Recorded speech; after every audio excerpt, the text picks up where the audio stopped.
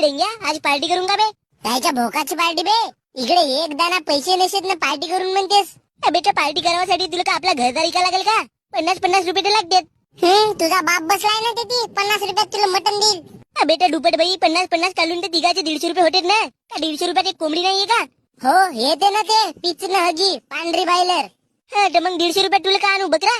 का बकऱ्याचा गुलगुला? अबे गण्या भाऊ पैसे तर ठीक आहे पण गंज भांडे लागतील ना ते कुठून आणून? गण्या भाऊच्या घरून. बे नाही बाई माझ्या घरून नाही. मा बाप मला जोड्यावरी मारते मी भांडे घेऊन आणलो तर. आपण एक काम करून डेंग्या आपल्या घरून भांडे आणते आणि तू आपल्या घरून हिरोटी तिखट मीठ आणि थोडीशी हळद आणजो. हो ठीक आहे ना मी तेलही आणतो. आणि एक काम करजो 2 टिल्ला जास्त तेल आणजो. खाऊन बे. बेटा आज आपण भाजीत मटन मसाले टाकून ना उद्या हगाच्या वेळेस मोठी सोय नाही करेल का गांडीला. म्हणून उद्या चिंपट धरून जेव्हा आपण हगायला जाऊन तेव्हा थोडसा तेल आपल्या गुबीच्या भोवटाला लावू. बर मी काय म्हणतो गण्या भाऊ तुझ्या घरचा बकरा चोरून तर नाही जमल का? साला तुझ्या चोमणीवर लाल मुंग्या सोडू का बे? कसं राहते माझा बकरा चोरणी?